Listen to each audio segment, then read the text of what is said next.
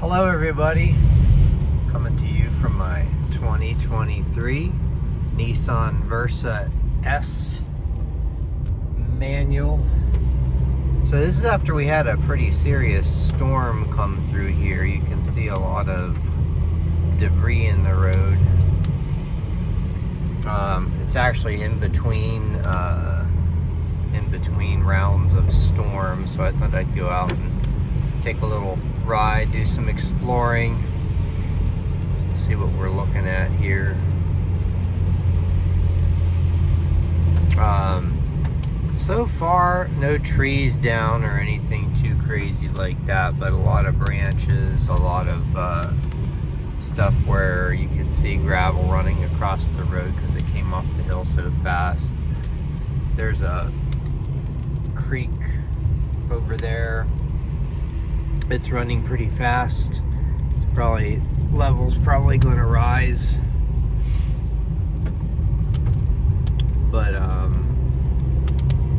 yeah, so far not too much carnage. Just a quick little drive. Seems like the rain's starting again. Something's going in here. I'm not sure what. I think somebody might be building a house there. I'm actually kind of jealous. That would actually be a pretty cool spot for a house out here in the middle of nowhere.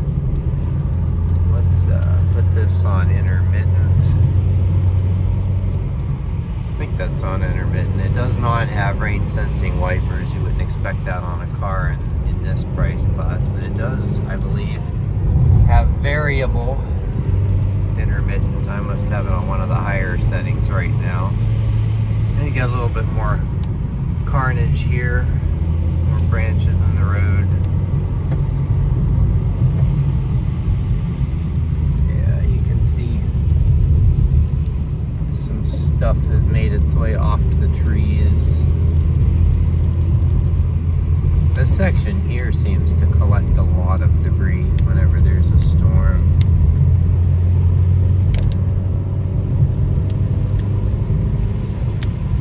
Yeah, it's just something I like to do. Is just take random drives. A lot of times it's on the same roads. I like these back roads. They can be a little dangerous, especially the blind turns on the one lanes. People seem to love to come all the way over. But no incidents, at least with me personally. There was actually an interesting incident when I was having my BMW towed back to my house. When I had the flat tire issue, I had it towed back to my house. I was going to drive it to the local shop, but then I realized it's too bad, so then I had it towed again to the dealer. But coming back that road that I was just on, the tow truck clipped a local driver's pickup truck. Ooh, we got a lot of debris right here. Ripped his tail light off, put a big gouge in the bed. But it was kind of a hoopty. So the guy kind of looked it over and he's like, "Do you have any tape so we can tape the brake light back in?" And the driver happened to have some, and he taped his brake light back in. And the guy said, I'm just gonna let you go, we're good." I mean, if that was like a new truck, it probably would have been $5,000 worth of damage. It did nothing to the tow truck, so I don't think the driver's gonna get in any trouble or anything like that. But yeah, I think when you're driving a smaller car through here, it's definitely a little safer, but you still really have to watch. And we're seeing more carnage. You can hear some of it hitting the bottom of the car.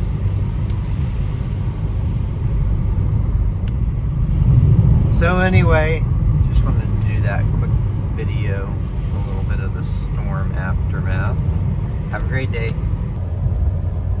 So my storm exploration has led to a very interesting message coming up on my screen. So I'm going to, it seems okay so far. I'm actually going to here. Nice flat spot. And check and see if I've got a flat tire. Good thing this has a spare, so it's not going to leave me stranded like the BMW did. Just to add on to this video, right there you see a little picture of the car that shows which tire it is. So I got the spare on. I must not have closed the trunk. Listen to this when I back up. It yells at me. That's a new beep I haven't heard of before, so I probably need to go make sure the trunk is closed. Okay, so the final part of this video is what is it like driving on the highway with the spare tire at pretty far over what you're supposed to do. I think they say the maximum speed limit on the spare tire is 50. Well, I don't want to go that slow. Set the cruise at, what is that, 60, 65, 66, something like that. It seems fine. I did not inspect the tire. As you can tell, it's raining. I got lucky to find a place to pull over. It was definitely very low. If I had to guess based on previous experience, it probably only had 5 or 10 pounds of air in it. So whatever had got the tire definitely was causing it to leak. But you know, it's kind of funny.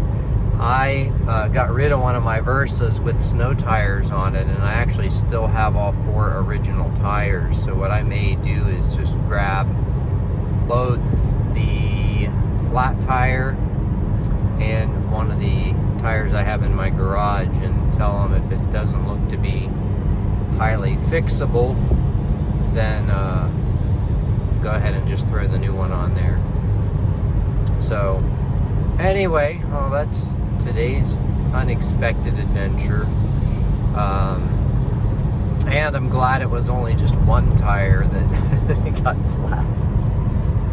So I think it's still reading from the trunk. I threw the tire in the trunk right now.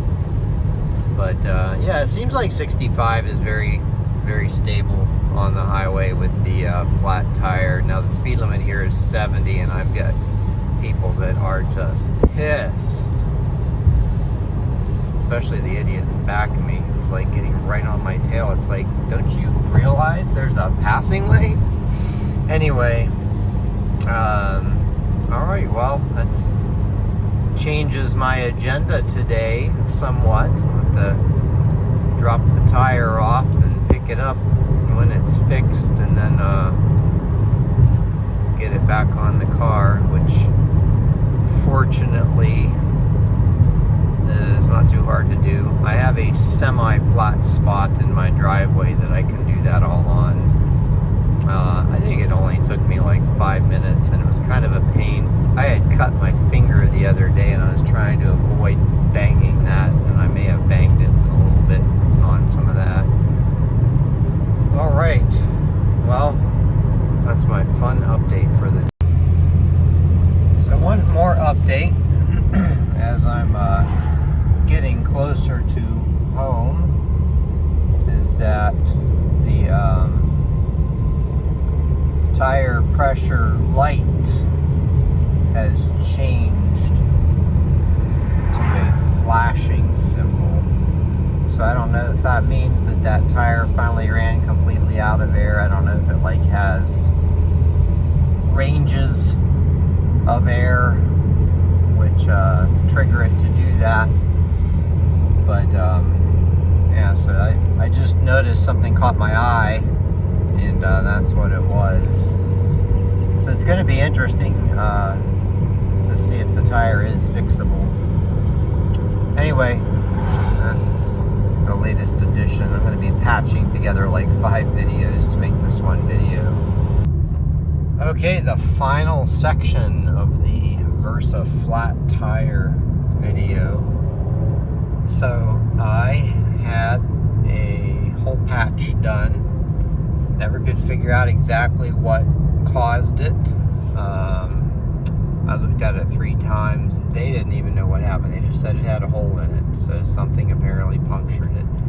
Anyway, so they patched the tire, and then all I had to do was install it and then start driving, not very far actually, and then my light went out and the error message went out. So all is right with the world once again with the Versa.